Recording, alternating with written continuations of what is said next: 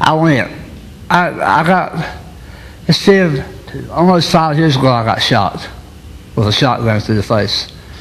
And people tell me all the time, they say, your life's awful. And I tell them, it's not. It looks like it is because I'm blind, don't know it. I mean, it is. It's tough. It's not, life's not over. And I never had a bad life. I had a good life. I had a good mom, good dad. My mom's always went to church. My dad has. When I was 16 years old, I got married because my girlfriend was pregnant. And I had a kid just a little bit later. About 3 years later, I had another kid. I had a little boy. And it wasn't much longer after that, me and my wife was fighting all the time, so we got a divorce. I started drinking when I was 16. I started working at a new car dealership. And everybody done it. When work was over, they sat in the shop and they drank and they sat around and played cards, and I done it. I got addicted to it.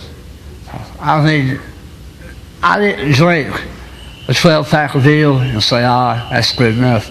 I drank a case of beer. And I drank so much that it did not affect me like it would most people. I had a tolerance. And I was never drinking liquor. I started drinking that. I was like, I like that. I started drinking it every day. The last time I drank liquor, I was drinking almost a fifth of liquor every evening. And I decided I was going to quit. I said, gosh, this is got to be hard on me. I went the whole evening, I hadn't drank nothing that day. I hadn't drank beer, liquor, nothing. I got sick. I started puking, I said, I got the flu. Oh, God. I started dry heaving. It hit me, I said, you're addicted to alcohol. I went and got me a glass of liquor and poured it and drank it. I was fine. Next evening, done the same thing. I had to take every evening and put an inch less of liquor in a cup and drink it straight. Until finally I got to the bottom of the glass and I quit. And I never would drink liquor after that. But my life was, God, it was torment. I hated life. People say my life's awful. But people ask me all the time, they say, you're always laughing, you're always smiling. Why? Look at all the stuff you lost. I still ain't gonna believe this. I'm happier now than I ever was.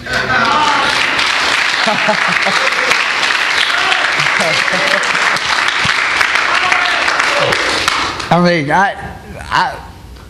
people will say, you lost this, you lost that. I did. I lost a lot. But I'm doing good.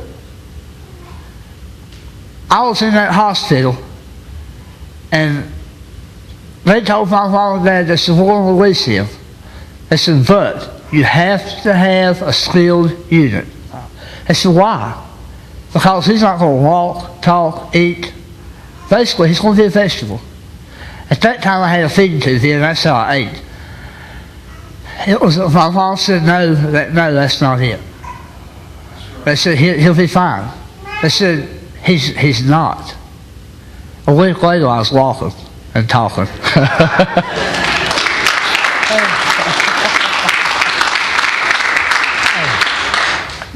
I'll tell you this was good. It was at my church. It wasn't very church. This was my mom, so she went, but somebody said, oh God, they saw it. Oh God, he just told me he's doing the surgery on my head. The preacher said, that's what he said to me. Well, nobody at church knew the next morning I had surgery. I had to have my hair cut open and cut me from this ear over to that ear. They had scans, all kinds of them. I had buckshot all around the line of my brain. The doctor went in, they looked. I still got the message saved. They called, he said, Mrs. Bristol, this is Dr. Taylor. Chris is in the room, we ain't sure what happened. I have, and then he started crying. He said, there was nothing in there. He walked in the room, my mom said he walked in the next morning and said, I want you to look at this. She said, what? He said, I got all these scans. They ain't no lie. There's buckshot all around his, it's gone. It does not disappear. She said, I'll tell you what happened. He said, what? She said, God moved it.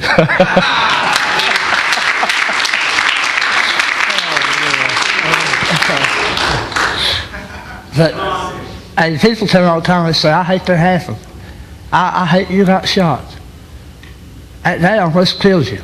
I said, I'll be honest with you, that ain't no, I should have been dead. Because the stuff I've done, hey, I had a Corvette back, I was probably 20-some years old, maybe 21. And I remember going to a club late that evening. It was actually about 11 o'clock that night. We did 140 miles an hour all the way down. And that was stupid. I mean, really.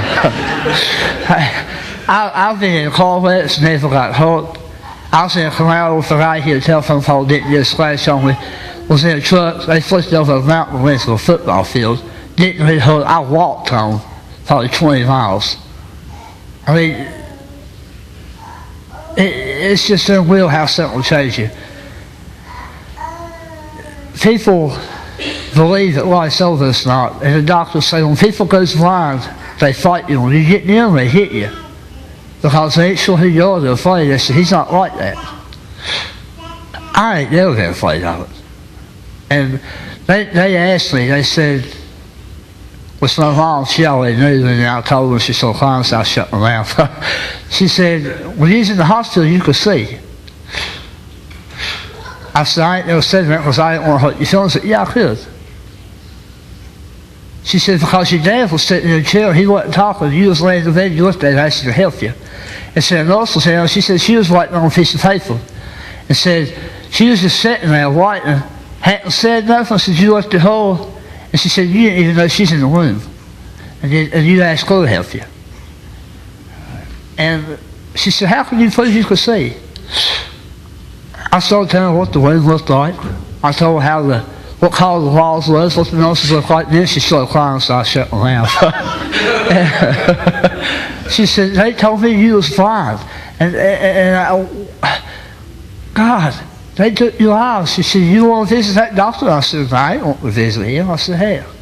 She said, you angry? I said, no, I ain't. No, because, hey, I mean, I lost my eyes, but I could be mad at that guy because they took them. But I'm still going to be blind. It ain't going to fix nothing. I'm taking what I got and I'm dealing with it.